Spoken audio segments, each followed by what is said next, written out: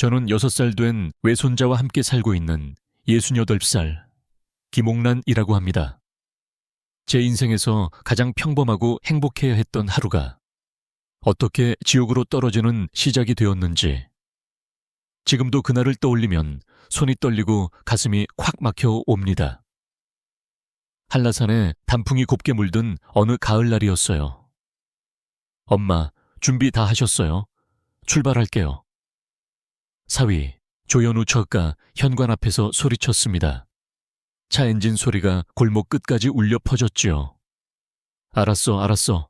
늙은 사람이 얼마나 빨리 움직인다고 자꾸 재촉은. 입으로는 투덜거렸지만 사실 속으론 들떠 있었어요. 딸 한지연, 사위, 그리고 우리 귀한 손자 박민준까지 온 가족이 같이 한라산을 간다는 게 얼마만인지 몰라요. 차 문을 열자마자 뒷좌석에 앉아있던 민준이가 두 눈을 반짝이며 저를 향해 손을 흔들었습니다. 외할머니, 빨리 타요. 우리 산 가야 돼요. 빨리요. 아이고, 누가 이렇게 급하래. 산이 도망가니? 제가 웃으며 옆에 앉자 아이는 제 팔을 꼭 끼고 몸을 비벼왔어요. 그렇게 차는 서귀포를 벗어나 고속도로에 올랐습니다. 창밖으로는 진짜 물감을 엎은 것처럼 빨간색, 주황색, 노란색 단풍들이 쏟아져 지나갔어요. 외할머니, 저기 봐요. 나무 불나는 것 같아요. 그래, 한라산이 불타고 있네. 예쁘게 타고 있지. 차 안엔 한동안 웃음소리가 가득했습니다. 2시간쯤 달렸을까요? 멀리에서 한라산 국립공원 표지판이 보이더니 곧 주차장에 도착했습니다. 문을 열자 서늘한 가을 공기가 한꺼번에 가슴 안으로 밀려들었어요. 우와, 와, 진짜. 민준이가 그대로 굳은 차에 하늘을 올려다봤습니다. 산 입구로 향하는 길 양쪽으로 붉고 노란 단풍들이 터널처럼 우릴 덮고 있었어요. 바람이 불 때마다 나무짚이 바스락바스락 떨어져 길 위에 수북이 쌓였죠. 여보, 여기 좀 봐. 민준이 포즈 너무 귀여워. 지연이가 핸드폰을 꺼내 민준이를 몇 장 찍어댔습니다. 그때 민준이가 제 옆구리를 쿡쿡 찌르며 작은 목소리로 속삭였어요. 외할머니, 비밀인데요. 뭔데 또? 오늘 도토리 이만큼 많이 주울 거예요. 돌도 예쁜 거 주울 거예요. 그래? 그럼 우리 민준이 도토리 100개 주우면 돌아갈 때 할머니가 군밤 사줄게. 알았지? 진짜요? 약속. 손가락을 내미는 애 손을 잡으며 저는 속으로 생각했습니다. 그래, 오늘은 진짜 좋은 추억만 만들고 가자. 제발, 우리는 비교적 쉬운 A코스를 선택해서 천천히 올라가기 시작했어요. 길바닥에는 도토리랑 낙엽이 섞여 굴러다니고 있었고 민준이는 그때부터 정신을 잃었죠. 외할머니, 벌써 10개. 주머니를 탕탕 두드리며 자랑하길래 제가 웃으며 말했습니다. 야, 그래도 발밑 좀 보고 다녀. 돌불이 많아. 넘어지면 울 거잖아. 안 넘어져요. 나 이제 초등학생 돼요. 입은 그렇게 살살 살아도 아직 키도 작은 애가 제 손을 꼭 잡고 걷는 게 느껴졌어요. 손바닥이 따뜻했죠. 그때까지만 해도 그 작은 손이 곧 얼음장처럼 식어버릴 줄은 상상도 못했습니다. 1시간쯤 올랐을까요? 숨이 조금씩 가빠지려던 참에 민준이가 갑자기 우뚝 멈춰 섰습니다. 외할머니, 저기. 아이의 시선이 길 옆덤불 사이를 향하고 있었어요. 저도 그쪽을 보니 빽빽한 관목 사이로 좁은 길 하나가 희미하게 나 있었습니다. 나무들이 뒤엉켜 가리고 있어서 그냥 지나치면 못 보고 넘어갈 만한 길이었어요. 저기 길 있어요. 저기로 가면 더 재밌겠다. 민준이가 손가락으로 가리키며 말했습니다. 저는 곧바로 고개를 저었어요. 거기는 사람들이 다니는 길이 아니야. 출입금지 써 있잖니. 위험해. 실제로 가까이 보니 부서져 반쯤 땅에 박힌 작은 팻말이 하나 있었어요.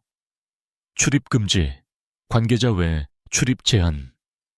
글씨는 거의 지워졌지만 제 눈엔 분명히 보였습니다. 잠깐만요. 저기 반짝이는 거 있어요. 뭐예요? 민준이가 제 손을 뿌리치고 그새 몸을 획 돌려 새끼길 쪽으로 달려가기 시작했습니다. 야, 민준아. 제 심장이 아래로 쿡 떨어지는 느낌이었습니다. 강민준, 거기서 당장 안 서.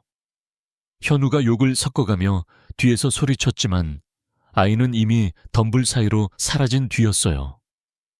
단 몇 초 사이였는데 그게 그렇게 길게 느껴질 수가 없더군요.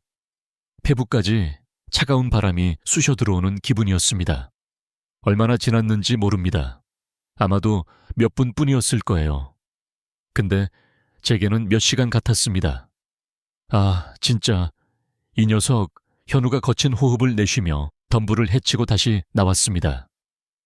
그의 손에는 민준이의 손목이 꽉 잡혀 있었어요. 민준아. 제가 거의 달려가다시피 아이를 끌어안았습니다. 어디 다쳤어? 넘어졌어? 무릎 보여줘. 어디 긁힌 데 없어? 하지만 아이는 아무 말도 하지 않았어요. 입술이 새하얗게 말라붙고 눈만 크게 뜬 채 어딘가 허공을 바라보더군요. 제 품 안에서 그 작은 몸이 아주 미세하게 떨리고 있다는 게 느껴졌습니다. 손바닥은 젖은 수건처럼 축축했고요. 에이, 그냥 풀숲에서 미끄러져서 놀란 거야. 별거 아니야. 현우가 이렇게 말하면서도 얼굴에 스치는 불안함을 저는 놓치지 않았지요. 지연이도 하얗게 질린 얼굴로 아이의 어깨를 부여잡았습니다. 민준아, 엄마야. 어디 아파? 말 좀 해봐, 응?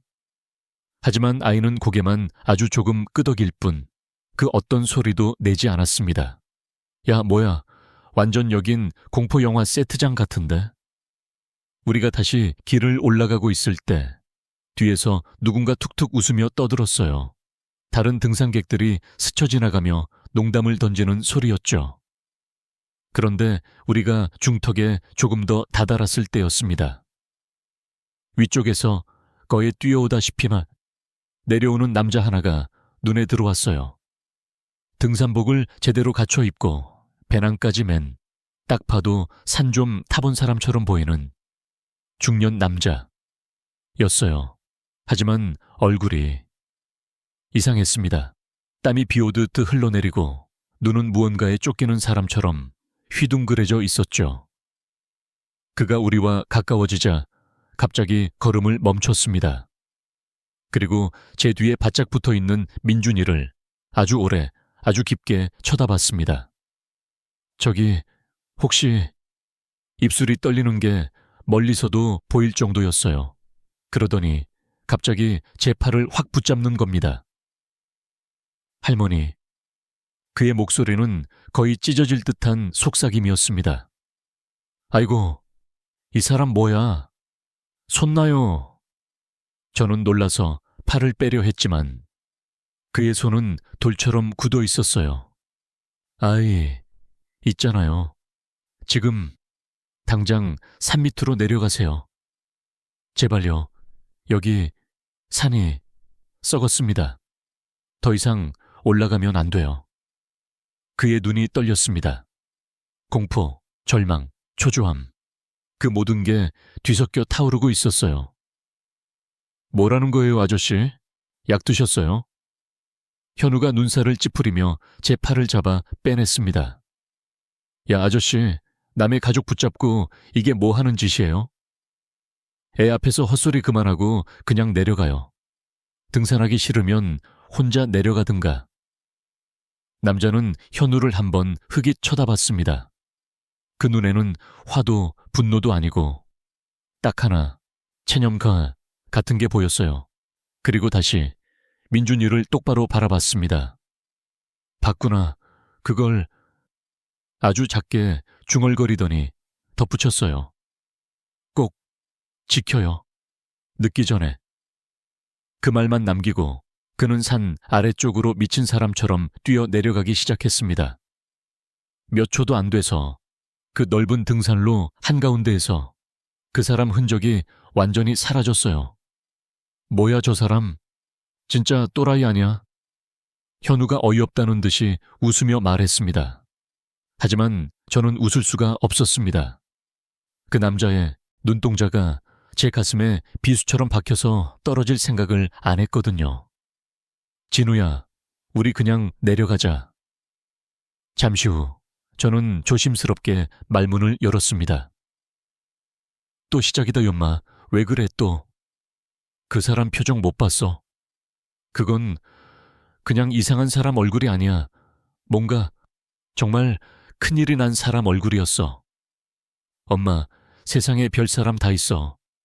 괜히 그 딴 사람 말 듣고 분위기 망치지 말자고요. 다 왔어. 정상 코앞인데 지금 내려가자는 게 말이 돼? 지연이가 그때 입을 열었습니다. 여보, 나도 좀 찜찜하긴 해. 그리고 민준이도 아까부터 너무 이상하고 얼굴도 하얗고 그냥 오늘은 여기까지만 하고 내려가면 안 될까? 아, 진짜 둘이 짜고 나 괴롭히는 거야. 현우가 한숨을 길게 내쉬더니 결국 투덜대며 말했습니다. 알았어요. 그럼 정상까지만 빨리 찍고 바로 내려가자. 사진만 한두 장 찍고 점심도 거르고 된 거죠? 제가 대답하려기 전에 제 다리 쪽을 잡고 있던 작은 손이 떨렸습니다. 민준이가 제 옷자락을 쥔 채 아주 작은 목소리로 겨우 말했습니다. 내려가고 싶어. 그 말 한마디가 제 심장을 그대로 쥐어뜯는 것 같았어요. 그래 민준아, 우리 조금만 더 가고 금방 내려오자. 할머니가 꼭 붙어 있을게. 저는 아이 손을 더 꼭 잡았습니다. 그 손은 이미 식은땀으로 흠뻑 젖어 있었어요. 정상에 도착했을 때는 오후 1시가 조금 안 된 시간이었습니다. 우리는 정말로 약속대로 사진 몇 장만 서둘러 찍고 바로 하산을 시작했어요. 내려오는 길 내내 민준이는 단 한마디도 하지 않았습니다. 아까까지 도토리를 줍느라 정신이 없던 아이가 이제는 땅만 보며 발끝만 보고 걸었어요. 저는 그때 막연하게 이렇게 생각했습니다. 오늘 무언가 아주 잘못되기 시작했다. 근데 그게 여기서 끝이 아니었다. 는 걸 그날 밤 뉴스 속보를 보기 전까지는 몰랐습니다. 저는 그날 이후로 한동안 잠이라는 걸 제대로 못 잤습니다. 눈만 감으면 민준이 얼굴이 떠올랐어요. 산에서 내려오던 길 입을 꾹 다물고 눈만 허공에 받고 있던 그 표정이요. 한라산에서 내려온 다음 날 아침 지연이가 떨리는 목소리로 말했습니다. 엄마, 오늘 병원 가요. 그냥 두면 안 될 것 같아. 현우도 말은 안 했지만 밤새 뒤척이는 소리가 방 건너까지 들렸지요. 우리는 서귀포에서 제일 크다는 종합병원에 갔습니다. 소아정신과 발달센터, 뭐 그런 복잡한 글자가 붙은 층으로 올라갔어요. 하얀 가운을 입은 젊은 남자 의사가 우리를 맞았습니다. 안녕하세요. 아이가 말을 안 한다고 하셨죠? 네, 어제 산에 갔다가 내려온 뒤로 한마디도 안 해요. 전에는 잘 웃고 말도 잘 했는데요. 지연이가 울음 섞인 목소리로 말하자 의사는 고개를 끄덕이며 민준이를 바라봤습니다. 민준아. 그가 상냥하게 부르며 눈높이를 맞추었지만 아이는 미동도 하지 않았어요. 그저 제 옆에 찰싹 붙어서 제 옷을 쥐고 있을 뿐이었죠. 여기 병원은 처음이지. 무섭니? 질문을 몇 개 더 했지만 민준이 입술은 꿈쩍도 하지 않았습니다. 한참이나 이리저리 살펴본 의사가 결국 부모만 따로 부르자고 했어요. 할머님도 같이 들어오세요. 진료실 안에서 의사가 차트를 보며 조심스럽게 말했어요. 우선 기질적 문제는 아닌 것 같습니다. 혀나 입, 성대에는 특별한 이상이 없어 보이고요. 그럼 왜 말을 안 해요? 갑자기 이렇게 될 수가 있어요? 지연이가 묻자 의사는 안경을 고쳤으며 한숨을 쉬었습니다. 아이가 산에서 뭔가 강한 심리적 충격을 받았을 가능성이 큽니다. 그걸 스스로 감당 못해서 말 기능을 잠가버린 거죠.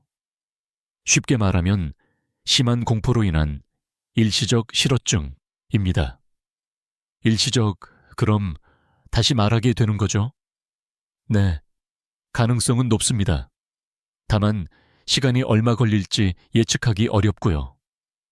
그리고 무엇보다 중요한 건 아이를 이런 상태로 만든 원인이에요.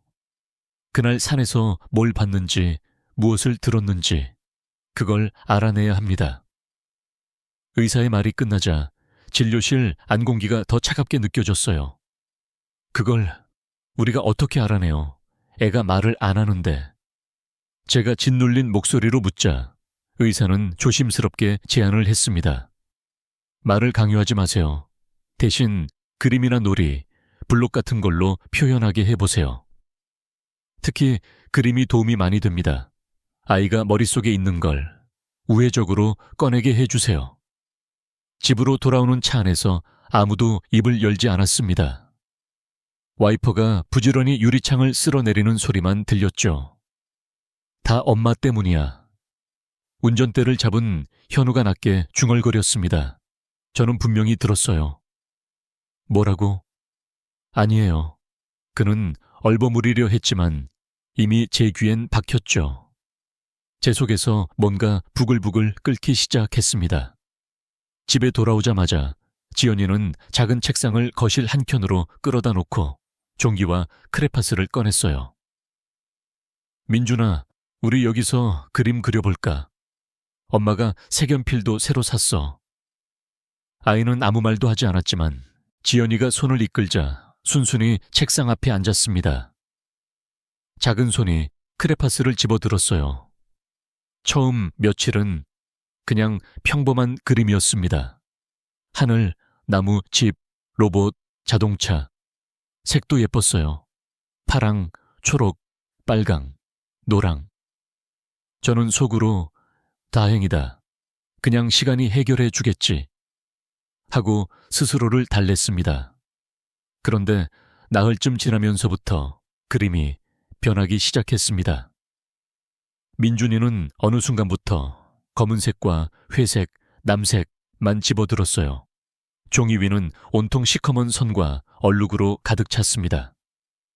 민준아, 노란색도 예쁜데 이걸로도 한번 그려볼까? 제가 크레파스를 슬쩍 바꿔 쥐어줘도 아이는 고개를 세차게 저었습니다. 눈빛은 여전히 공포에 얼어붙은 채였고요.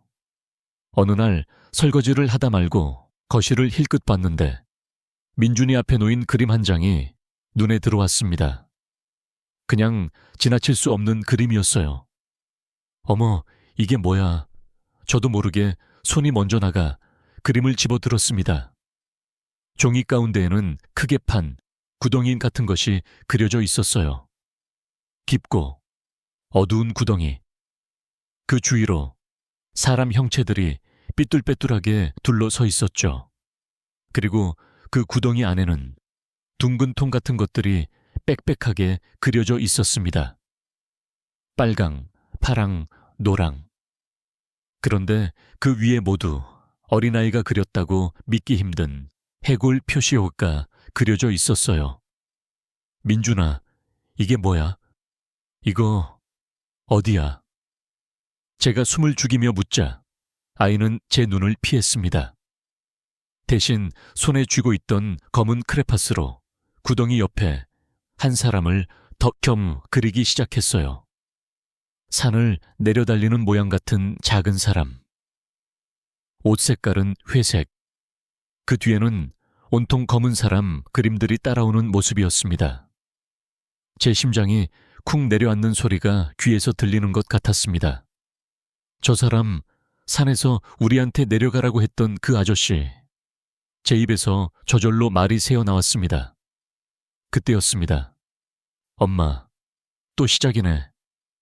언제 들어왔는지 현우가 소파 뒤에 서 있었습니다. 얼굴이 잔뜩 굳어 있었어요. 뭘 또 시작이야. 이 그림 안 보여. 이게 그냥 장난처럼 보여. 제가 그림을 흔들어 보이며 소리치자 현우가 한 걸음 다가왔습니다. 아이들은 원래 이상한 그림 그립니다. 괴물도 그리고 피도 그리고 다 그래요. 인터넷만 쳐봐도. 이건 그냥 이상한 수준이 아니야. 봐, 이 구덩이, 이 드럼통, 이 해골 표시. 이걸 어디서 봤겠어? 한라산 그 새끼에서 본 거지. 제가 목을 높이자 현우 얼굴에 짜증이 확 올라오는 게 보였습니다. 그래서요. 엄마 결론이 뭐예요? 회사 탓이야? 산 탓이야? 나 탓이야? 내 회사. 거기 한라산 근처에 리조트 짓는다고 산 파헤친다면서? 그 땅 밑에 이런 거 묻어놓은 거 아니냐고. 제 말이 끝나자마자 현우가 손으로 머리를 헝클어뜨리며 소리쳤습니다. 아, 씨, 진짜 제발 제 일 좀 꼬지 마세요. 내가 언제 산에다 뭐 묻었어요? 설계도면 한 장 제대로 안 봤는데 내가 어떻게 알아요? 몰랐으면 더 나쁘지. 네 발밑이 썩어가는데도 관심도 없는 거야. 그만 좀 하라고요. 이 집이 왜 이렇게 개판인지 알아요? 뭔 일만 생기면 다 귀신 탓, 산 탓, 누구 탓이야. 지금 애가 아픈데 제일 먼저 의심하는 게 이상한 음모론부터야. 음모론? 그럼 이건 뭐야? 이 그림은 6살짜리가 어디서 산업 폐기물 드럼통을 봐. 뉴스도 안 보는 애가 왜 하필 해골 표시까지 그려? 제 목소리는 이미 떨리고 있었습니다. 그 떨림이 분노 때문인지 두려움 때문인지 저 스스로도 분간이 안 갔어요. 그때 싱크대 쪽에서 지연이가 그릇을 내려놓고 뛰어나왔습니다. 둘 다 그만해. 애 앞에서 이게 뭐야. 지연이는 눈을 반쯤 뒤집은 얼굴로 우리를 번갈아 보고 결국 그림을 빼앗듯 가져가 소파에 털썩 앉았습니다. 엄마 말이 완전히 말도 안 되는 건 아니야. 나도 솔직히 무섭고 이 그림 보면 소름 끼쳐. 근데 그렇다고 현우가 끼어들었습니다. 야, 너도 이제 엄마 편이야. 내가 지금 어떤 상황인지 알기나 해? 회사에서 벌써 한라산 문제로 기자들 전화 오고 난린데 집에 와서까지 이런 소리 들어야겠어? 현우야, 제가 낮게 불렀습니다. 지금 내 체면, 내 회사가 중요해? 아니면 네 아들 눈이 중요해? 둘 다 중요하죠. 왜 이 집 사람들은 항상 선택하라 그래? 가족이면 내가 회사에서 잘리고 굶어 죽어도 행복해요. 말이 돼요? 지연이가 주먹을 꽉 쥐며 말을 이었습니다. 현우야, 그만해. 지금 회사 타령할 때가 아니야. 민준이 좀 봐. 상가기 전에는 그렇게 떠들고 웃던 애가 지금은 하루 종일 한마디도 안 해. 밤마다 악몽 꾸고 오줌 지리고 나도 무섭다고. 솔직히 말하면 엄마 말이 틀렸다고만은 못하겠어. 야, 너까지 왜 그래? 현우의 얼굴이 붉게 달아올랐습니다. 그래, 좋다. 다 내 탓해. 한라산 간 것도 내 탓, 회사 다니는 것도 내 탓, 애가 말 못하는 것도 내 탓. 그럼 엄만 잘한 게 뭐야? 산에서 내려가자고 말한 사람이 누구였는데? 그때 강하게 말렸으면, 정상까지 안 갔으면 이런 일 안 생겼을 수도 있잖아. 그 말에 제 안에서 마지막 남아있던 인내심 비슷한 것이 산산조각이 났습니다. 그래, 다 내 탓이라고 하자. 근데 한 가지만 기억해둬라, 조현우. 네가 받는 월급이 누군가한테는 산을 파먹고 물을 더럽히고 사람을 죽이는 돈일 수도 있다는 거. 미쳤다, 진짜. 현우가 헛웃음을 터뜨리는 순간이었습니다. 띵동. 초인종 소리가 집 안 공기를 잘랐습니다. 우리는 동시에 현관을 돌아봤어요. 누구지? 이 시간에 지연이가 인상을 찌푸리며 중얼거렸습니다. 내가 나가볼게. 저는 그림을 손에 든 채 일어나 현관으로 걸어갔습니다. 인터폰 화면을 켰지요. 화면 속에는 정장 차림의 여자가 한 명 서 있었습니다. 짙은 남색 자켓에 단정하게 묶은 머리, 얼굴은 피곤해 보였지만 눈은 아주 또렷했어요. 가슴팍에는 작은 명찰이 붙어 있었습니다. 제주지방경찰청 환경범죄수사팀, 그 아래 이름. 선하경. 누구세요?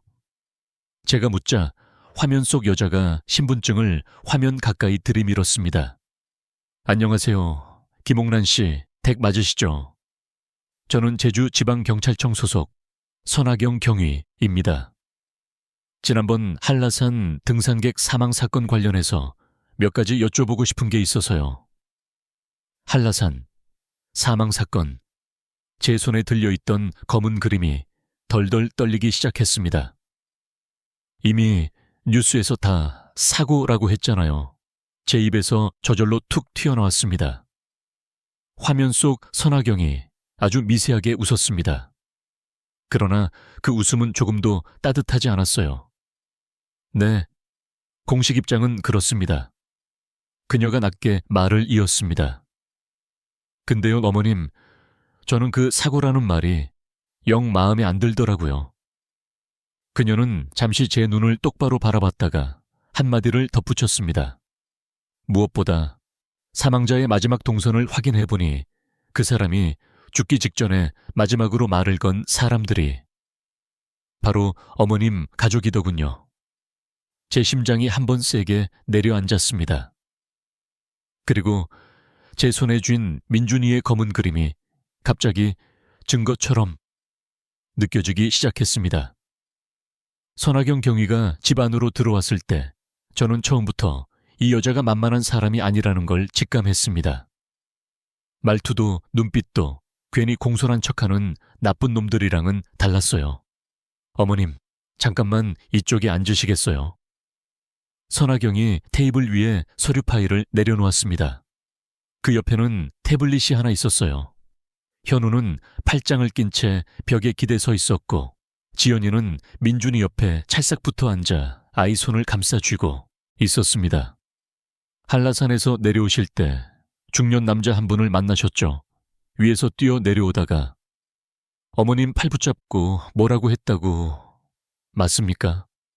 네, 아이 데리고 당장 내려가라고 그랬어요. 산이 썩었다느니 더 올라가면 안 된다느니. 제가 대답하자 선하경이 고개를 천천히 끄덕였습니다.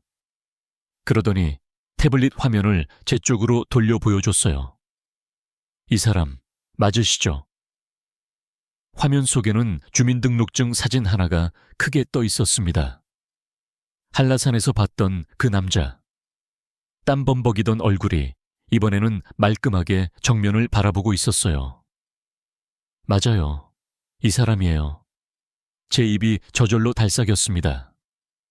이 사람 이름은 최진석, 48세, 환경 관련 시민단체에서 활동하던 사람이었습니다. 그리고 그날 오후 한라산 계곡 아래에서 숨진 채 발견됐습니다. 그게 그냥 사고가 아니란 말이에요. 제가 눈을 가늘게 뜨고 묻자 선하경이 짧게 웃었습니다. 비웃음도 조롱도 아닌 자기 확신이 섞인 웃음이었죠. 제가 보기엔 아닙니다. 그래서 이렇게까지 찾아왔고요. 그녀는 제 앞에 놓인 검은 그림들을 하나씩 펼쳐보았습니다. 구덩이, 드럼통들, 검은 사람 그림들, 그리고 회색 점퍼를 입은 작은 사람까지. 이 그림 손자분이 그린 거 맞죠? 네, 말은 못해도 손은 멀쩡하니까요. 어제 밤새 이거 보고 솔직히 좀 소름 돋았습니다. 선하경이 그림 위를 손가락으로 짚으며 말했습니다. 이 색깔, 이 모양, 저 이런 드럼통 많이 봤거든요. 공장에서 나오는 유기용제, 독성 폐기물들이 들어있는 통이에요. 그러니까 우리 애가 그런 걸 실제로 봤다는 겁니까? 지연이의 목소리가 갈라졌습니다. 그럴 가능성이 큽니다. 게다가 그녀는 다른 그림 한 장을 집어들며 말을 이었습니다. 여기 뛰어가는 사람 잘 보세요. 회색 점퍼에 배낭, 뒤에서 검은 사람들한테 쫓기는 그림. 어머님 말씀대로라면 이 사람 최진석 씨일 수도 있습니다. 순간 방 안 공기가 확 줄어든 것 같았어요. 저는 무의식적으로 목에 걸린 묵주를 꽉 쥐었습니다. 그래서 지금 이 그림을 가지고 뭘 어떻게 하겠다는 거예요? 현우가 날카롭게 끼어들었습니다. 그의 목소리에는 짜증과 경계가 뒤섞여 있었어요. 현장 확인을 해야죠. 선하경이 단호하게 말했습니다. 민준이가 들어갔다 나왔다는 그 샛길. 정확한 위치를 찾아가 땅을 봐야 합니다. 그 밑에 뭐가 묻혀 있는지. 결국 다시 한라산에 가는 문제를 두고 집안은 또 한 번 뒤집어졌습니다. 안 돼요. 현우가 제일 먼저 잘라 말했어요. 애가 거기 갔다 오고 나서 이 꼴이 됐는데 또 산에 가자고요? 게다가 경찰까지 끌고 가서 난리치면 기자들 몰려오고 회사까지 회사 소리 또 나온다 또. 제가 비웃듯 중얼거렸습니다. 이 와중에도 제일 먼저 떠오르는 게 회사야. 내 아들 아니고. 어머니, 좀 입장 바꿔서 생각해 보세요. 제가 회사에서 잘리면 이 집 생활비는 누가 내요? 대출은요? 민준이 교육비는요? 네가 산에 독 묻는 회사에서 받아오는 돈이면 안 먹어도 그만이야. 진짜 미치겠네. 그럼 당장 때려치우면 좋아요. 그럼 우리 다 같이 길바닥 나앉으면 속이 시원하려나? 지연이가 눈을 꾹 감았다가 뜨더니 떨리는 목소리로 말했습니다. 둘 다 그만해. 지금 중요한 건 회사도 아니고 돈도 아니고 민준이가 뭘 받는지 그걸 알아내는 거야. 그래야 아이도 풀려. 선하경이 조용히 우리 싸움을 지켜보다가 머리를 한번 끄덕였습니다. 아이를 데리고 갈 생각은 없습니다. 그 샛길 위치만 필요해요. 다행히 한라산 CCTV에 그날 가족분들 동선이 남아있어서 대략적인 구간은 추려놨습니다. 정확한 지점만 짚어주시면 돼요. 그래, 나간다. 제가 자리에서 일어섰습니다. 내가 기억해. 우리 민준이가 손을 뿌리치고 뛰어든 데가 어딘지 내 눈으로 다시 보고 내 발로 밟고 올 거야. 어머니 제발 좀. 현우가 머리를 감싸 쥐었습니다. 엄마까지 산에 가면 나보고 어쩌라고요? 위에서는 이미 한라산 개발 때문에 예민한데 내가 경찰이랑 산 뒤지러 다닌다 소문 돌면 소문나도 상관없어. 네가 숨기고 눈 감고 모른 척하는 동안에 산이 썩어 들어가고 누군가는 입막음 당해서 죽는 거야. 제가 이를 악물고 말하자 선하경이 짧게 끼어들었습니다. 조현우 씨. 그녀가 그의 정면에 섰습니다. 그쪽 회사가 한라산 남사면 개발 사업에 들어가 있죠. 저는 그냥 대리일 뿐이에요. 위에서 뭐 하는지까지. 그래서 더 위험한 겁니다. 선하경의 눈빛이 매서워졌어요. 중간 직원들이 제일 먼저 소모품 됩니다. 위에 있는 사람들은 절대 자기 손 더럽히지 않거든요. 그 말에 현우의 얼굴이 굳었습니다. 그도 알고 있는 진실이었을 거예요. 그렇게 해서 다음 날 아침 우리는 다시 한라산에 올랐습니다. 이번에는 등산이 아니라 수색을 하러 가는 길이었죠. 구성원은 4명, 저, 현우, 선하경, 그리고 젊은 경찰 하나. 이름이 김진수라고 했던가요? 어머님, 힘들면 바로 말씀하세요. 김진수가 배낭을 고쳐 매며 말했습니다. 괜찮아, 어제도 시장 다녀왔어. 입으로는 그렇게 말했지만 솔직히 다리가 좀 후들거렸습니다. 산을 보는 눈도 어제와 오늘이 달랐고요. 어제까지는 그저 예쁜 산이었는데 오늘은 속이 썩어 들어가는 산예우로 보였어요. 우리가 A코스를 따라 조금씩 올라가자 제가 걸음을 멈췄습니다. 여기야. 어제 민준이가 갑자기 멈춰서서 새끼 길을 가리키던 바로 그 자리. 덩굴과 관목이 엉켜있는 곳이었어요. 맞아요. 여기 CCTV에도 마킹해둔 지점입니다. 선하경이 휴대폰을 보며 확인했습니다. 자, 그럼 김진수가 앞장서서 덤불을 헤쳤습니다. 우리는 몸을 숙이고 나뭇가지를 손으로 밀어내며 샛길 안으로 들어갔어요. 안쪽은 한껏 눅눅하고 공기가 이상하게 탁했습니다. 진흙탕, 부러진 나무들, 버려진 비닐 조각들이 널브러져 있었죠. 몇 분쯤 더 걸어가자 저는 코를 찌르는 냄새를 맡았습니다. 뭐야, 이 냄새. 썩은 계란 냄새 같기도 하고. 제가 얼굴을 찌푸리자 선아경이 한 걸음 앞으로 나섰습니다.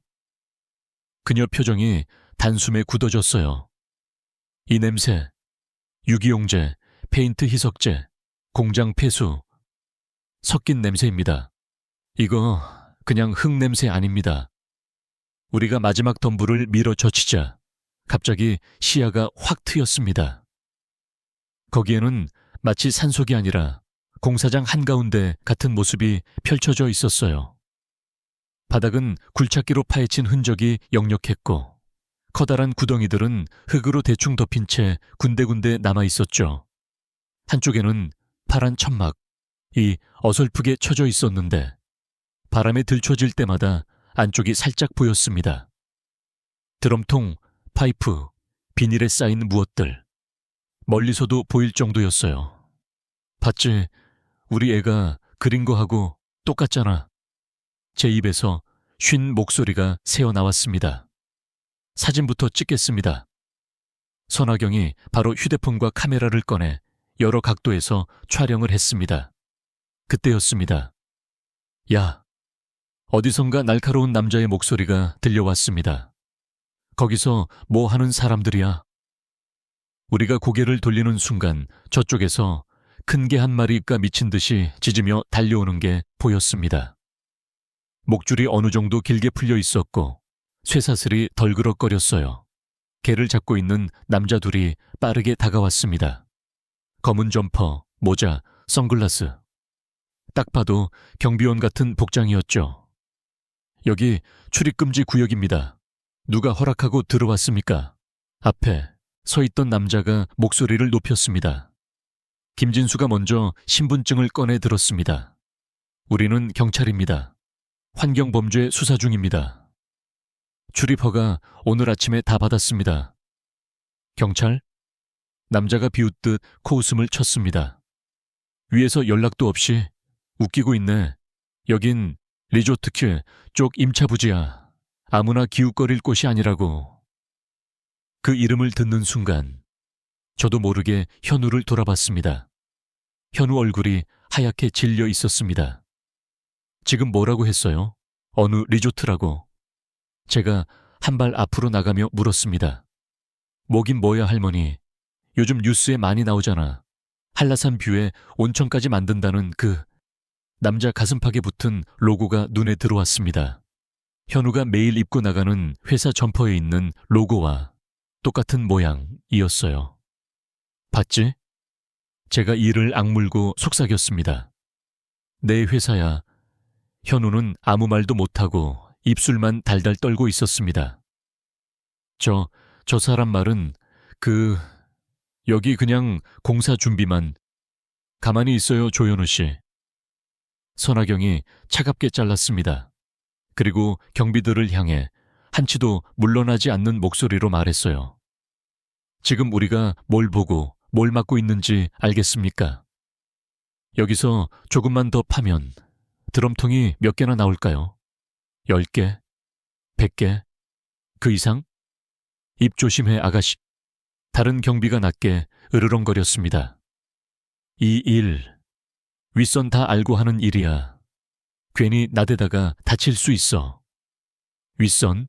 선아경이 눈을 가늘게 뜨고 되물었습니다. 그 윗선이란 사람들이 사람 한 명을 산에서 죽게 만들고 한 6살짜리 아이 입까지 닿게 만들었습니까? 인연이 어디서?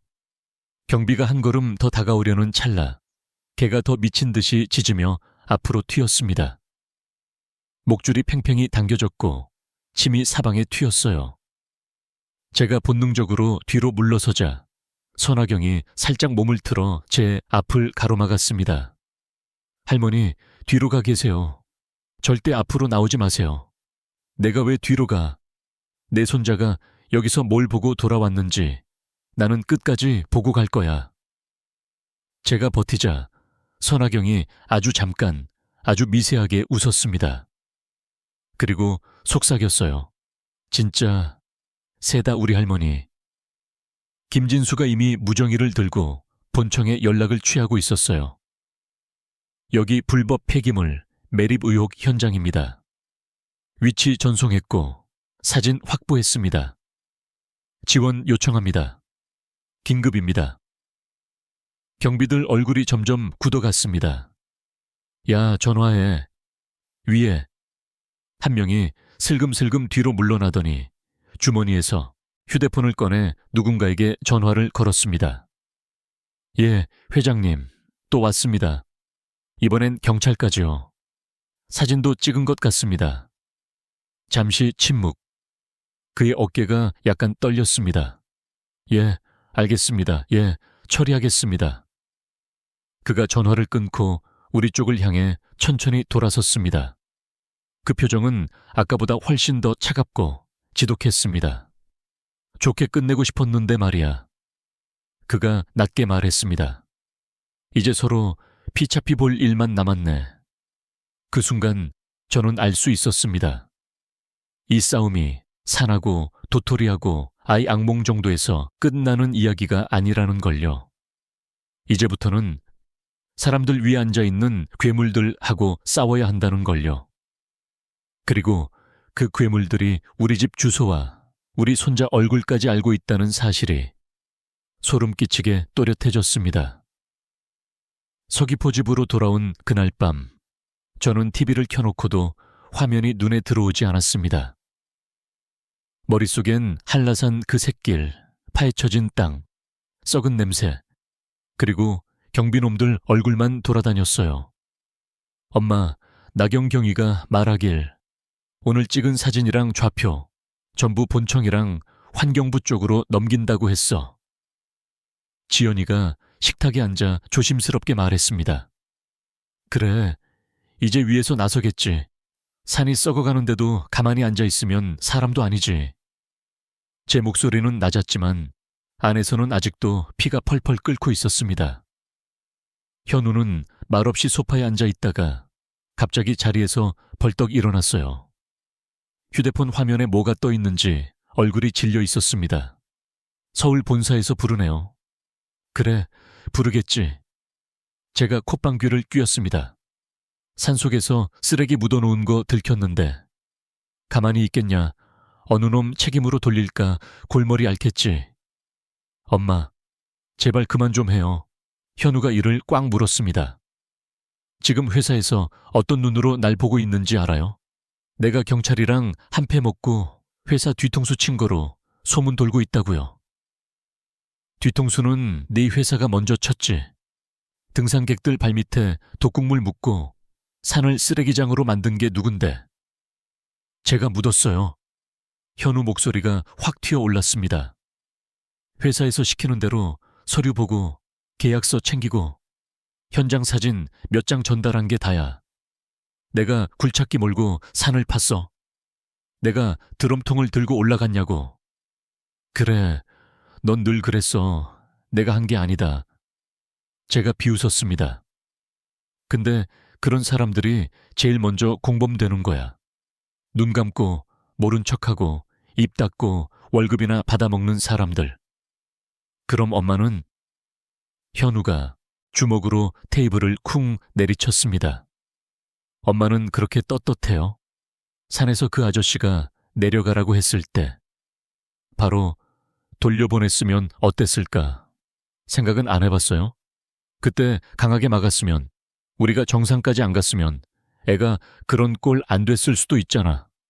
이 집에서 제일 먼저 민준이 잡고 있는 사람 누구였는데? 그 말에 제 가슴이 쿡 찔리는 것 같았습니다. 제가 마른 입술을 깨물었습니다. 그래, 내가 잘못했지. 제가 낮게 뱉었습니다. 그래서 이렇게 발로 뛰고 있어. 내 발로 그 샛길 다시 올라가서 내 눈으로 땅속에 뭐가 들어있는지 보고 왔다. 근데 넌 뭐 했냐? 회장님 눈치나 보러 서울 가는 거 말고. 지연이가 벽에 기대 있다가 결국 둘 사이에 끼어들었습니다. 그만해, 제발. 나도 한계야. 그녀가 울먹이며 말했어요. 현우야, 나도 당신 입장 이해하려고 노력했어. 근데 오늘 산에서 본 거, 냄새, 땅, 그 경비들 태도, 이게 단순한 실수 같아 보여. 그 사람들이 그냥 몰래 묻었을 것 같아. 윗선 모르고. 윗선 하지 마. 현우가 눈을 치켜떴습니다. 윗선 건드리면 우리만 밟히고 끝날 수도 있어.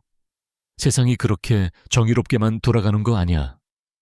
우리 같은 서민은 그냥 입 다물고 살아야 애라도 지키는 거라고. 입 다물고 살아서 애가 이 꼴이 됐는데도. 지연이의 목소리가 갑자기 날카로워졌습니다. 당신 솔직히 말해. 지금 머릿속에서 제일 먼저 걱정되는 게 민준이인지 회사인지. 현우가 한동안 말을 잃고 서 있다가 시선을 피했습니다. 난 둘 다 지키고 싶은 거야. 둘 다 잡으려다가 둘 다 놓치는 게 제일 바보 같은 거야. 지연이는 눈물을 꾹 참고 말했습니다. 나는 지금 회사가 아니라 우리 가족이 먼저야. 근데 당신은 아닌 것 같아서 그게 더 소름 돋아. 현우가 입을 열려다가 결국 닫았습니다. 그렇게 식탁 위에 무거운 침묵이 내려앉았습니다. 그날 밤 10시쯤이었을까요? 지연이가 민준이 재워놓고 거실로 나왔을 때 집 안은 이미 싸늘해져 있었습니다. 어머, 엄마, TV 좀 켜지 그랬어요. 너무 조용하다. 시끄러운 건 이제 지겹다. 제가 한숨을 쉬며 말했습니다. 그때 집 전화가 울렸습니다. 휴대폰도 아니고 이 집에서는 거의 쓸 일이 없는 구식 유선 전화였어요. 누가 요즘 집 전화를 해. 제가 찜찜한 마음을 안고 수화기를 들었습니다. 여보세요? 잠시 아무 소리도 들리지 않았습니다. 그 뒤 아주 낮고 까칠한 남자 목소리가 들려왔어요. 김호그란 씨 맞죠? 누구십니까? 이름은 중요하지 않고요. 그가 웃는지 숨을 들이쉬는 소리가 수화기 너머에서 길게 이어졌습니다. 한라산, 산 잘 보고 오셨습니까? 땅도 파헤쳐져 있고 통도 보이고 냄새도 아주 진했죠. 제 등골이 싸늘해졌습니다. 누구냐고 물었을 텐데 외손자, 이름이 박민준이었죠. 그가 일부러 또박또박 이름을 불렀습니다. 6살, 조용하고 눈이 큰 아이. 그날 샛길에서 우리 일이랑 최진석 그 인간 꼴을 다 보내. 제 손이 덜덜 떨리기 시작했습니다. 뭐라고요? 너 지금 우리 애를 조용히 하세요, 할머니. 그의 목소리가 차갑게 가라앉았습니다. 우린 그냥 서로 조용히 살자고 전화한 겁니다. 산에서 본 것도, 집에서 그린 것도 아무데도 안 알리면 할머니도, 따님도, 사위도, 손자도 다 안전하게 살 수 있어요. 지금 협박하는 거냐? 제 목이 잠겼습니다. 협박이 아니라 제안이죠. 거래. 그가 피식 웃었습니다. 근데 말이죠, 할머니. 이미 첫 번째로 입 닫지 못한 사람이 있었어요. 최진석인가 하는 사람. 끝까지 입을 안 다물더라고요. 결국 어떻게 됐는지는 뉴스에서 보셨죠? 그 말에 저는 수화기를 쥔 손에 힘이 확 들어갔습니다. 이 개자식아. 제 입에서 욕이 튀어나왔습니다. 산을 내들 쓰레기장으로 만들어 놓고 사람까지 입 막으려고. 내들 같은 쓰레기들은 언젠가 다 썩어서 벌레 밥 되는 거야. 내가 늙어서 힘은 없어도 우리 손자 한 번 더 건드리면 그때는 내가 먼저 내 목덜미를 물어뜯을 거다. 수화기 너머에서 남자가 잠시 말이 없더니 낄낄 웃었습니다. 할머니, 입은 참 사납네. 마음에 드네. 그가 낮게 말했습니다. 근데 세상이 할머니 분노대로 돌아가진 않아요. 누가 먼저 썩어 없어질지는 두고 보면 알겠죠. 뚝. 그가 일방적으로 전화를 끊었습니다. 누구였어? 지연이가 다가와 물었습니다. 제 얼굴을 보더니 표정이 굳어졌어요. 엄마, 왜 그래요? 누구한테서 온 전화야? 쓰레기. 제가 이를 갈며 말했습니다. 산 파먹는, 사람 죽이는 그 쓰레기들이야. 그날 이후로 서귀포 경찰서에서 집 주변에 순찰을 늘리겠다는 연락이 왔습니다. 선하경이 직접 전화했어요. 어머님, 일단 너무 걱정하지 마세요. 근처 순찰 코스에 집 주변 넣어놨고 야간에도 자주 돌 겁니다. 혹시 수상한 차나 사람 보이면 바로 제 번호로 연락 주세요. 나경아, 저는 무심코 이름을 불렀습니다. 응, 어머님, 너 이 일 관두라면 관둘 수 있냐? 잠시 침묵이 흘렀습니다. 수화기 너머에서 그녀가 아주 작게 웃는 소리가 들렸어요. 할머니, 전 이미 여기까지 와버렸어요. 이제 발 빼면 저도 아마 그쪽에서 말한 그 쓰레기들 리스트에 올라갈 겁니다. 알았다. 그럼 같이 끝까지 가보자. 네. 대신 조심해 주세요. 꾸준히 지켜보는 눈이 있을 겁니다. 그 사람들 생각보다 집요하거든요. 며칠 후 바람이 심상치 않게 불어오는 저녁이었습니다. 뉴스에서는 연신 태풍 경로를 보여주고 있었어요. 오늘 밤부터 제주 전역에 강풍과 호우가 예상됩니다. 바깥에서 유리창이 바람에 덜컹거리는 소리가 났습니다. 그때 현우 휴대폰이 요란하게 울렸어요. 그는 화면을 보더니 욕을 한번 내뱉었습니다. 또 서울이야? 제가 물었습니다. 네, 내일 아침 일찍 본사회의 있다고 오늘 밤 비행기 타고 올라오랍니다. 한라산 건으로 대책회의 한다나 뭐라나. 가면 뭐라 그러겠지. 우리는 아무것도 모른다. 밑에서 알아서 했겠지. 이딴 소리.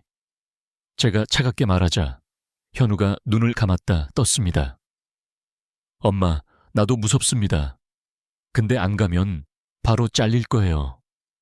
지금 이 상황에서 잘리면 우리 진짜 끝장이야. 지연이가 조용히 끼어들었습니다. 다녀와. 대신 나한테 약속 하나만 해. 뭔데?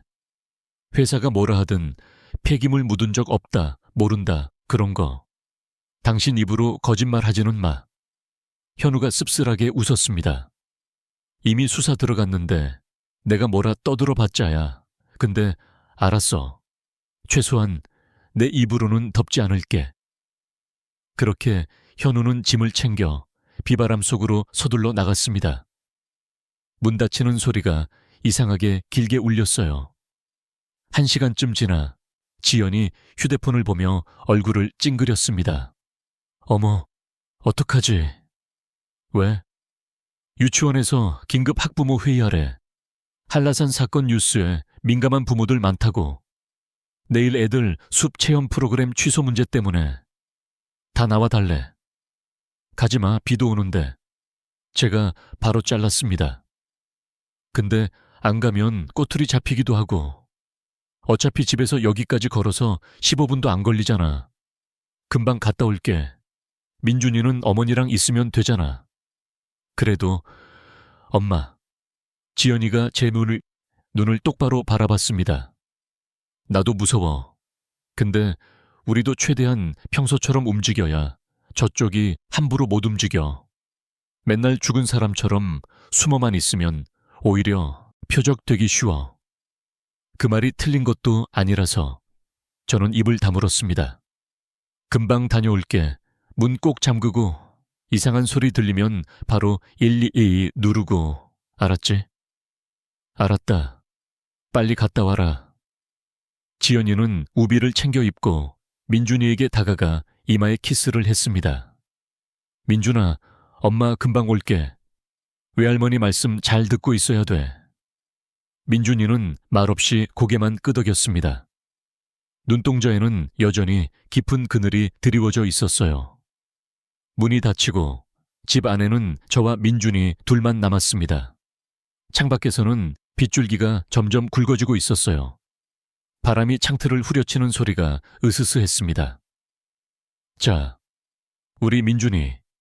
제가 일부러 밝은 목소리를 냈습니다. 만화 영화 볼까? 로봇 나오는 거 틀어줄까? 민준이는 소파에 앉아 작은 고개를 끄덕였습니다. 리모컨을 눌러 채널을 돌리자 로봇 만화가 나왔습니다. 화려한 색감에 시끄러운 효과음들. 하지만 제 귀에는 바깥 바람 소리가 더 크게 들렸어요.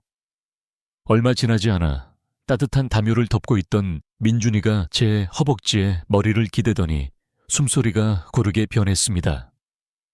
잠이 든 거였죠. 시간을 보니 밤 9시 40분쯤이었습니다. 그때였습니다. 스르륵.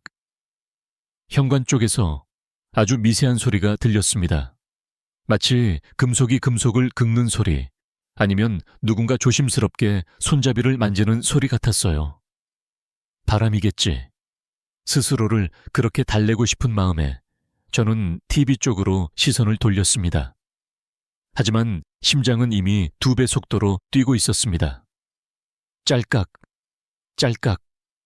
이번엔 분명히 들렸습니다. 도어락 주변을 뭔가로 건드리는 소리, 코드를 누르는 전자음이 아니라 열쇠 구멍을 억지로 따는 소리에 가까웠어요. 저는 살금살금 일어나 최대한 소리를 내지 않으려고 맨발로 바닥을 디뎠습니다. 민준이 머리를 조심히 소파에 눕히고 현관 쪽이 보이는 거실 모서리까지 다가갔어요. 인터폰 화면을 눌렀습니다. 화면 속에는 검은 모자를 푹 눌러 쓴 남자의 옆얼굴이 보였습니다. 비에 젖은 우비, 축 처진 어깨. 한 손에는 얇은 금속 도구 같은 걸 들고 도어락을 헤집고 있었어요.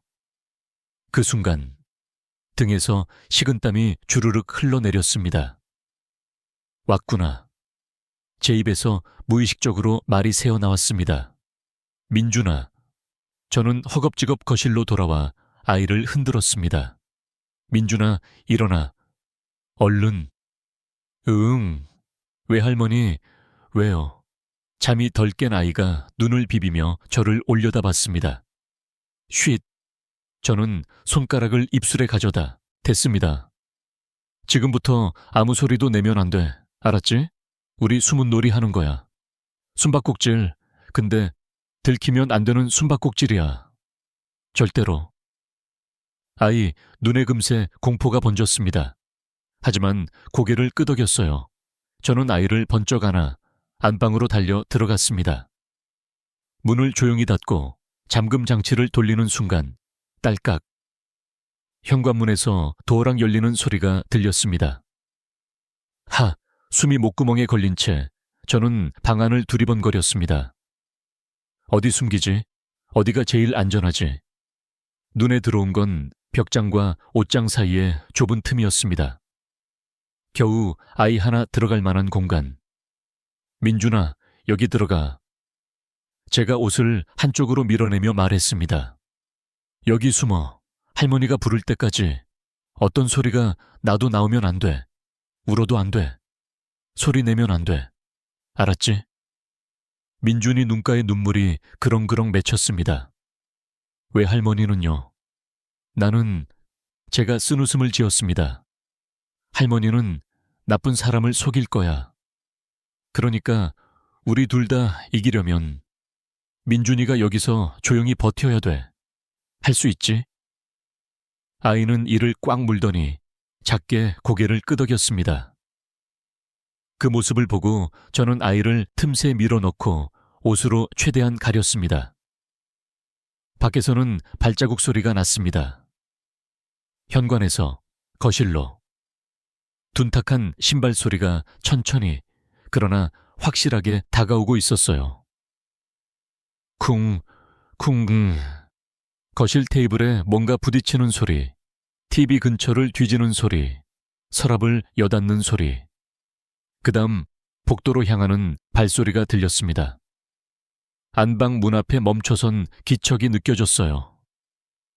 툭, 문 손잡이가 한번 돌아가는 소리가 났습니다. 하지만 문은 잠겨 있었죠.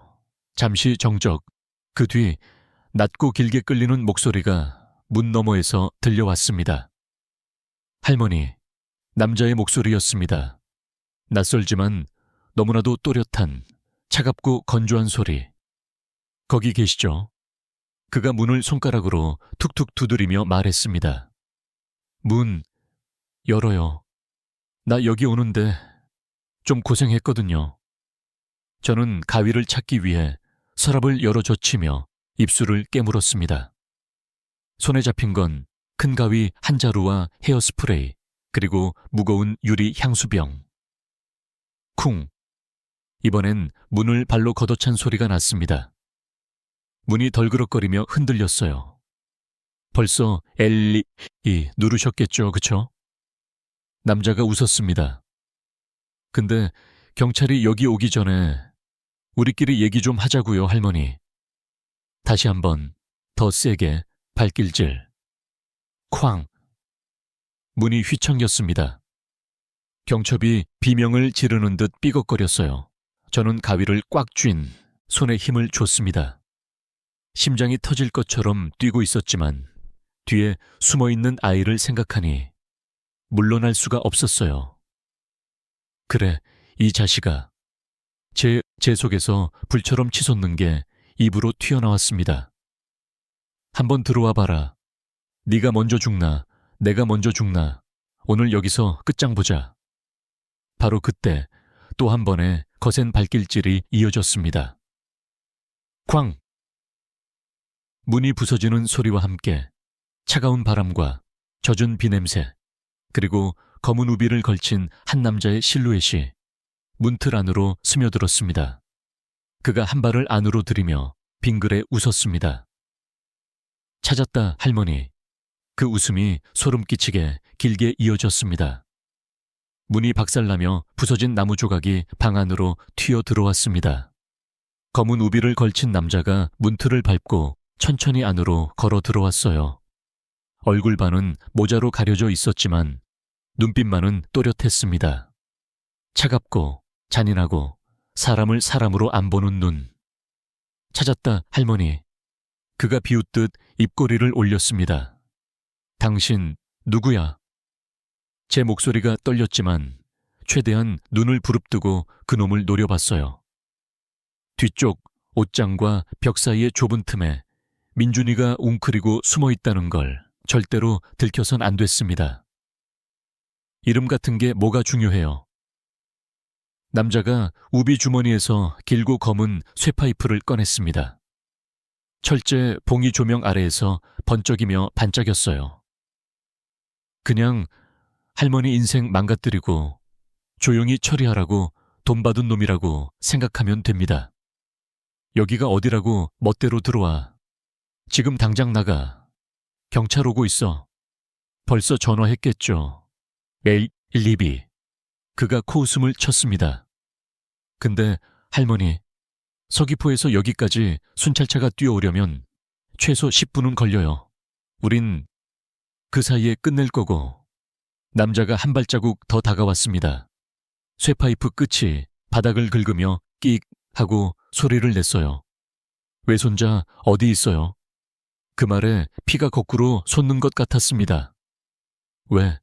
우리 애한테 손대려고? 당연하죠. 우릴 산속에서 본 놈, 그림까지 그려서 증거 남긴 놈. 그대로 두고 우리가 어떻게 잠을 자요?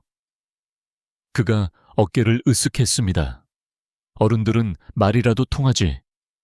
애들은 그냥 지워버리는 수밖에 없거든요. 이 미친 새끼가 제 안에서 뭔가 끊어지는 소리가 났습니다.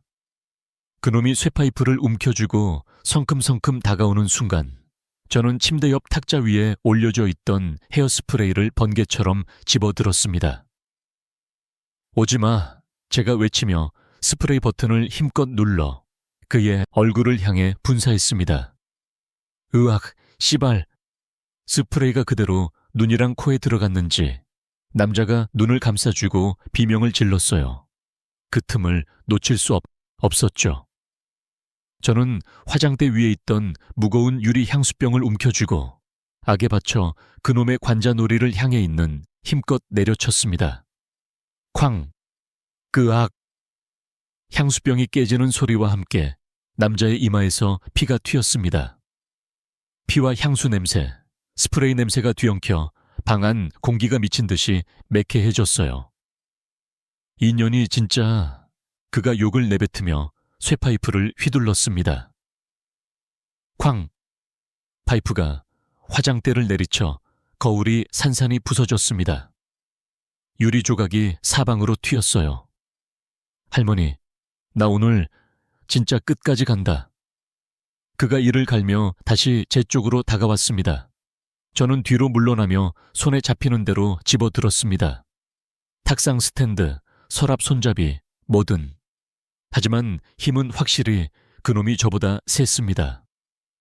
한번 휘두른 파이프에 스탠드는 날아가고 탁자는 뒤집혔어요. 민준아, 절대 나오지 마. 속으로만 필사적으로 되뇌었어요. 경찰이 오기 전에 끝낸다 했죠. 할머니만 처리하면 애 찾는 건 시간 문제예요.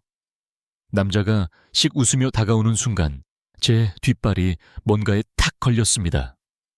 부엌 쪽으로 뻗어 있는 문틀. 순간 머릿속에 스친 게 하나 있었어요. 가스레인지, 주전자, 뜨거운 물. 그래, 한번 해보자 이 자식아. 저는 이를 악물고 그대로 부엌 쪽으로 달리다시피 도망쳤습니다. 도망간다고 피하냐? 남자가 뒤에서 욕을 하며 따라왔습니다. 쇠파이프가 벽과 장식장을 때리는 소리가 우르르 울렸어요. 부엌에 거의 뛰어 들어오다시피 들어간 저는 가스레인지 위 주전자를 확인했습니다. 마침 저녁에 끓여둔 옥수수 수염차가 미지근하게 남아있었어요. 뜨거운 물이면 더 좋았을 텐데. 제가 중얼거리는 순간 뒤에서 거친 숨소리가 들려왔습니다. 잡았다. 남자의 손이 제 머리채를 거칠게 움켜쥐며 뒤로 잡아당겼습니다. 머리에서 통증이 번쩍 튀었어요. 늙은 년이 어디서 그렇게 날뛰어? 그놈이 제 허리를 발로 걷어찼습니다. 저는 그대로 바닥에 나동그라졌어요. 하나씩 묻자. 손자는 어디 있어?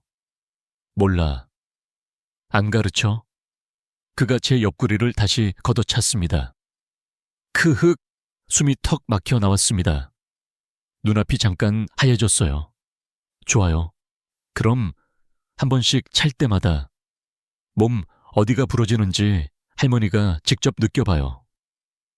그가 다시 파이프를 들어 올리는 순간 저는 반사적으로 손을 뻗어 주전자를 잡았습니다. 꺼져라, 이 쓰레기야. 그냥 물이든 뭐든 상관없었어요. 남자의 얼굴을 향해 주전자 안의 물을 그대로 휘갈겼습니다. 으악! 씨발! 물 온도가 애매했지만 눈에 들어갔는지 그는 다시 눈을 감싸쥐고 비틀거렸어요. 그 틈에 저는 부엌 서랍을 열어 가장 큰 식칼을 집었습니다. 손이 덜덜 떨렸지만 칼자루는 놀라울 만큼 단단히 쥐어졌어요. 할머니 미쳤어요. 칼까지 들어. 그가 눈을 다시 떠보며 비웃었습니다. 그래, 미쳤다. 제 목소리는 생각보다도 낮고 날카로웠습니다. 손자 지키려면 할머니는 원래 미쳐 있는 거야. 우리는 부엌 가운데 식탁을 사이에 두고 서로를 노려봤습니다. 그놈은 쇠파이프를, 나는 식칼을. 좋아요. 그가 천천히 식탁을 돌아 움직였습니다. 누가 먼저 쓰러지나 해보죠.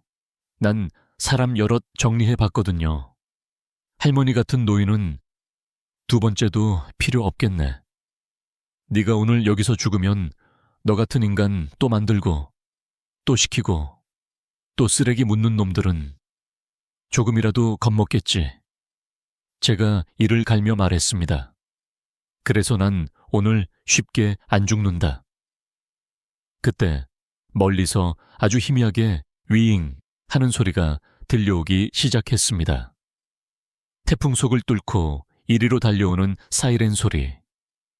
남자가 인상을 찌푸렸습니다. 경찰 참 빠르네. 그가 욕을 내뱉었습니다. 그렇다고 내가 포기할 것 같아? 그 순간 남자가 식탁 위로 파이프를 내리쳐 식탁 위 그릇들이 산산조각 났습니다. 저는 반사적으로 몸을 숙이며 옆으로 굴렀어요. 그가 다시 파이프를 들어 올렸을 때 부엌 입구 쪽에서 갑자기 굵은 목소리가 울렸습니다. 야, 이 개새끼야. 쾅! 골프채가 번개처럼 날아와 남자의 등 뒤를 내리쳤습니다. 남자가 앞으로 고꾸라지며 파이프를 떨어뜨렸어요.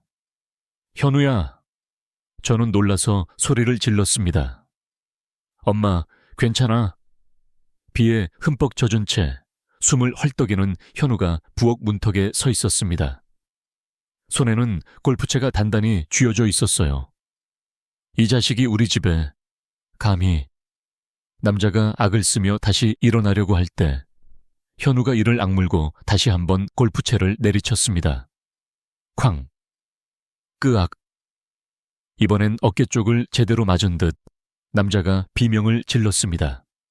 하지만 이놈은 쉽게 안 쓰러졌어요. 이를 갈며 현우의 다리를 잡아 끌어 둘이 엉켜 넘어졌습니다. 엄마, 뒤로 물러나 있어. 현우가 소리쳤지만 저는 물러날 수가 없었습니다. 칼이 손에 쥐어져 있고 제 뼈에 앞에서 내 새끼랑 미친놈이 뒹굴고 있는데 가만히 서 있을 수가 없었어요. 그만해, 이 개같은 놈아.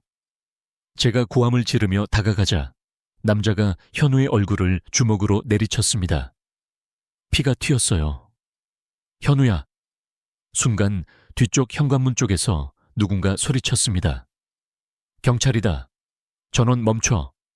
쿵쿵 무거운 발소리가 복도를 밟으며 다가왔고 바로 다음 순간 총구가 남자의 머리 쪽으로 겨눠졌습니다.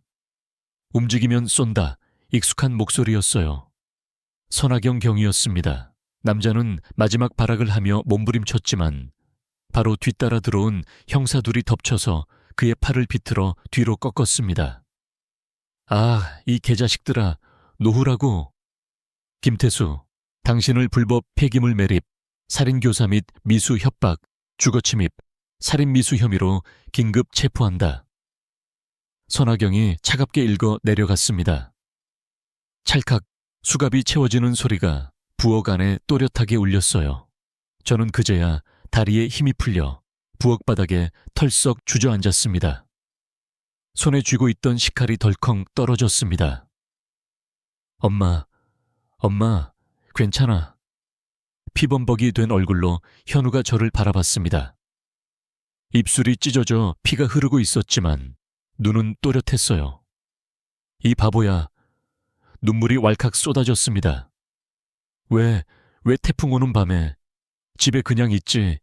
왜 또 꼴에 엄마 구한다고 뛰어와가지고. 엄마가 나 구하느라 평생 고생했는데 오늘 하루쯤은 내가 엄마 구해야지. 현우가 헝클어진 머리로 웃었습니다. 그 웃음이 너무 미워서 또 너무 고마워서 저는 그놈을 한 대 쥐어받고 부둥켜 안았습니다.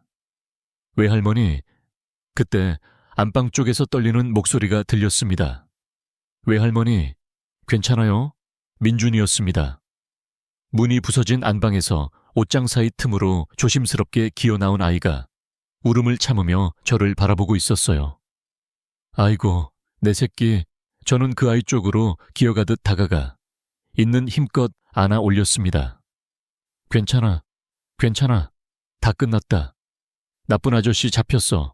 이제 아무도 우리 민준이한테 손 못 대. 민준이가 제 목을 꼭 끌어안고 처음으로 크게 소리를 내며 울었습니다. 무서웠어요. 외할머니, 진짜 너무 무서웠어요. 나도 무서웠다. 제 목소리가 부서져 나왔습니다. 근데 말이야, 우리가 이겼어. 도망만 다닌 게 아니라 싸웠고 이겼어. 우리 끝까지 버텼어. 그렇게 우리는 한참 동안 부둥켜 안고 울었습니다. 현우도, 어느새 거실에 들어온 지연이도 옆에서 같이 울었어요. 그날 밤 서귀포 경찰서에서 진술을 마치고 집으로 돌아왔을 때 안방문은 부서져 나가 있고 부엌은 엉망진창이었습니다. 하지만 이상하게도 제 마음은 오히려 평온했습니다. 문은 다시 달면 되고 부엌은 다시 치우면 돼. 제가 말하자 지연이가 고개를 끄덕였습니다. 맞아요. 중요한 건 우리 넷 다 살아있다는 거니까. 현우도 피곤한 눈으로 우리를 돌아봤습니다. 엄마, 나 서울 안 올라갈 거야. 회사가 뭐라 하든 그만두라면 그만둘 거야. 이제 그 인간들 편에 서서 월급 받으면서 버티고 싶은 마음 싹 사라졌어. 그래. 제가 깊게 숨을 들이켰습니다. 이제 우린 그 산 지키는 편이야. 사람 지키는 편이고. 민준이가 제 옆에 바짝 붙어서 말했습니다. 외할머니, 나 나중에 크면 경찰 아저씨들처럼 될래요.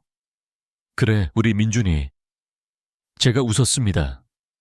나쁜 사람 잡는 경찰이 돼도 좋고, 산을 지키는 사람 돼도 좋고, 뭐가 됐든 오늘 이 밤 기억하고 절대로 저 쓰레기들 같은 어른은 되지 말아라. 아이는 힘차게 고개를 끄덕였습니다. 태풍은 새벽이 되어서야 잦아들었습니다. 창밖엔 아직도 바람이 남아 있었지만 비는 어느새 가늘어져 있었어요. 온 가족이 거실 바닥에 이불을 깔고 나란히 누웠습니다. 부서진 문틈 사이로 찬 공기가 조금씩 스며들었지만 네 사람의 천이 겹쳐져 이상하게 포근했습니다. 엄마. 어둠 속에서 현우가 낮게 부르는 소리가 들렸습니다. 왜? 미안해요. 그동안 엄마한테 너무 많이 화냈던 거. 엄마가 괜히 나선다고만 생각했던 거. 오늘 아니었으면 진짜 큰일 날 뻔했네. 알면 됐다. 저는 눈을 감으며 대답했습니다. 나도 내한테 심한 말 많이 했다. 우리 서로 쌤쌤이다, 이 자식아. 현우가 피식 웃었습니다. 지연이가 제 손을 꼭 잡았습니다. 어머님, 우리 진짜 끝까지 잘 버텼죠? 그래. 저는 천장을 바라보며 중얼거렸습니다. 한라산도 살아있을 거고 우리도 살아남았다. 이제 조금만 더 버티면 이 더러운 놈들이 진짜 누군지 세상에 다 드러날 거야. 그렇게 생각하니 비로소 눈꺼풀이 무겁게 내려앉았습니다. 오랜만에, 정말 오랜만에 악몽이 아닌 잠이 찾아왔습니다. 한라산 위를 스치는 맑은 바람 소리가 멀리서 들려오는 것만 같았어요.